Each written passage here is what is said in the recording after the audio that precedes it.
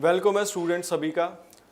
मैं कमेंट्स देख रहा था कनाडा स्टडी वीज़ा से रिलेटेड। सबसे ज़्यादा कमेंट स्टूडेंट्स आपके यही आ रहे हैं कि जीसी की अपडेट हुआ या नहीं। आज हमारा शो इसी टॉपिक पे है कि जीसी की अपडेट कब तक हो सकता है और क्या स्टूडेंट्स को जीसी की अपडेट होने का वेट करना चाहिए या नहीं।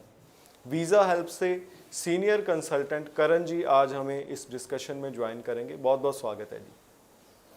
नमस्कार सारे दर्शकों का। करण जी, दो सवाल जो सबसे ज़्यादा स्टूडेंट पूछ रहे हैं, जीसी की अपडेट हुआ नहीं हुआ, कब होगा, क्या आपको पता है? दूसरा कि क्या वेट करें स्टूडेंट या नहीं? देखो दीपक जी, जे अगर मैं बात करूं तो जीसी की कोई अपडेशन नहीं है ऐसी, है ना। एम्बेसी ने क्लियरली अपनी वेबसाइट पे मेंशन कर दिया है कि 10 अगस्त से पहले जो सी फाइलें लगी थी वो 6 ईच वाली एसटीएस के अंदर कैटेगरी में फॉल करती थी।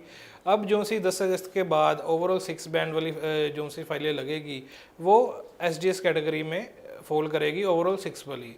तो इसमें किसी तरह का उन्होंने जीसी की का ना तो अपडेशन दी है, प्लस जो बच्चों के मन में सवाल है कि जीसी की कब अपडेट होगा, जीसी की में कब अपडेशन आएगी। देखो, ये एक सिस्टम है जो कनाडा की एम्बेसी ने अपने ऑफिशियली वेबसाइट पे अनाउंस कर दिया है। वो किसी तरह के आपके क्वेश्चंस का जवाब नहीं देती। एम्बेसी का जो रूल एंड रेगुलेशन है, हमारे को वही रूल एंड रेगुलेशंस फॉलो करने पड़ते हैं। अगर एम्बेसी ने अपनी वेबसाइट पे अपडेशन दे दी है कि ओवरऑल 6 वाला बच्चा एसडीएस में जाएगा, तो मुझे यही लगता है कि इसके ऊपर हमारे को किसी तरह का कोई डाउट नहीं करना चाहिए, क्योंकि उन्होंने डाउट क्लियर करने के लिए पहले 10 अगस्त से पहले की भी उसमें न्यूज़ में बात लिखी है कि हाँ, 10 अगस्त से पहले वाले जो से बच्चे थे वो एसडीएस 6 ईच वाले रहेंगे, जो से 10 अगस्त के बाद अप्लाई करेंगे वो ओवरऑल 6 वाले बच्चे जो से है वो एसडीएस कैटेगरी में रहेंगे। तो बात तो ये क्लियर है कि ओवरऑल 6 बैंड वाला बच्चा अब जिससे कि उसको वेट बिल्कुल नहीं करनी चाहिए, उसको अपना वीज़ा अप्लाई करना चाहिए। और हम फाइलें उठा के लगा भी रहे हैं इस टाइम बच्चों की। हम पहले भी बच्चों की फाइलें लगाते थे, वो उस टाइम बच्चों की फाइलें लगती थी जनरल कैटेगरी के अंदर, उसमें भी बच्चों के रिजल्ट काफ़ी अच्छे आते थे, जिसमें से ओवरऑल 6 बैंड होते थे बच्चों के, 1 या 2 मॉड्यूल में 5.5 बैंड होते थे, तब भी अच्छे वीज़ा के सक्सेस रेट आ रहे थे। प्लस अब आने वाला टाइम हमारे को पता है कि एसडीएस कैटेगरी में रिजल्ट जल्दी आएंगे। उसमें क्या होता था कि रिजल्ट थोड़े डिले होते थे, बच्चे का टाइम लगता था वीज़े में, 202 कई बार तो 3 महीने भी लग जाते थे। बट अब हमारे को पूरी उम्मीद है कि ओवरऑल 6 वाला बच्चा जिसका रिजल्ट 45 डेज के अंदर अंदर आएगा और पॉजिटिव रिजल्ट निकल के आएगा। मुझे पर्सनली ज़रूर लगता है कि जीसी की को लेकर जिस तरीके से करण जी स्टूडेंट्स पूछ रहे हैं, एटलीस्ट कनाडा एक ट्वीट ज़रूर कर सकता था स्टूडेंट्स को कि जीसी की अपडेट की वेट करें ना करें, या एटलीस्ट वो कब जीसी की को अपडेट करेंगे।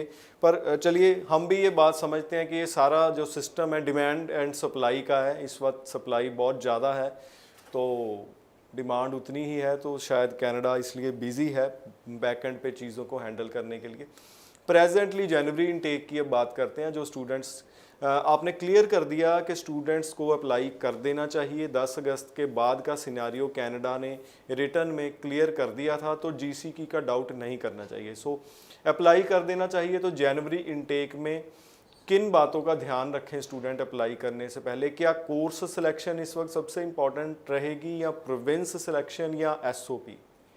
दीपक जी, अगर मैं बात करूं अपडेशन की, जो वेबसाइट पे अपडेशन है उसमें किसी तरह की, वैसे देखो कोर्स सिलेक्शन तो मेजर होती है कि बच्चे ने +2 जिस स्ट्रीम में किया है उसी स्ट्रीम में बच्चा आगे अपना फ्यूचर बनाने के लिए रेडी है, क्योंकि बच्चा पहले ही अपने कोर्स को सिलेक्ट करता है 10th के बाद, राइट। अगर बच्चा कॉमर्स वाला है तो रेलेवेंट ही कोर्स लेके जाएगा, अगर बच्चा आर्ट्स वाला है तो आर्ट्स के रेलेवेंट कोर्स लेके जाएगा, अगर बच्चा नॉन मेडिकल वाला है तो वो नॉन मेडिकल के रेलेवेंट ही कोर्स लेके जाए, उसी में ही उसका वीज़ा सक्सेस रेट जो है वो अच्छा निकल के आएगा। प्लस जो सी एम्बेसी ने ऑफिशियली 2-4 बातों का ध्यान रखने के लिए कहा है, वो बच्चे को 2-4 बातों का ध्यान रखना चाहिए। अगर देखो ओवरऑल 6 बैंड ही एसडीएस कैटेगरी के उसमें नहीं फॉल करते, अगर आप उसके रूल एंड रेगुलेशन को प्रॉपर फॉलो करोगे तभी आपकी फाइल एसडीएस कैटेगरी में जाएगी। आप कह दो कि मेरे तो ओवरऑल 6 बैंड है जी, मैंने फीस नहीं भरनी, मैंने फीस आफ्टर वीज़ा पे करनी है, तो मेरी एसडीएस कैटेगरी में फाइल लगा दो, तो ऐसा बिल्कुल नहीं होगा। आपको 1 साल की फीस भरनी पड़ेगी, आप 6 महीने की फीस भी नहीं भर सकते, क्योंकि नॉन एसडीएस में पहले क्या था कि बच्चे 6 महीने की फीस पे करके भी जाते थे, कुछ बच्चे आफ्टर वीज़ा फीस भी पे करके जाते थे। बट अगर एसडीएस में आपने फॉल करना है तो आपको 1 साल की फ़ीस पे करनी पड़ेगी। आपको अपना $10,200 का GSC अकाउंट भी ओपन करना पड़ेगा। किसी तरह के फंड्स आपको, अगर आप कहते हो कि इसमें हमारे को फंड शो करने पड़ेंगे या नहीं करने पड़ेंगे, बट हाँ, उसमें आपको लीनियंसी मिली है इस टाइम। अगर SDS कैटेगरी में फॉलो है तो उसमें आपको फंड्स में लीनियंसी मिली है। पहले जिस बच्चे के ओवरऑल 6 बैंड होते थे, 2 मॉड्यूल में 5.5 बैंड होते थे, उस बच्चे को 10 से 15 लाख के फंड्स भी शो करने पड़ते थे।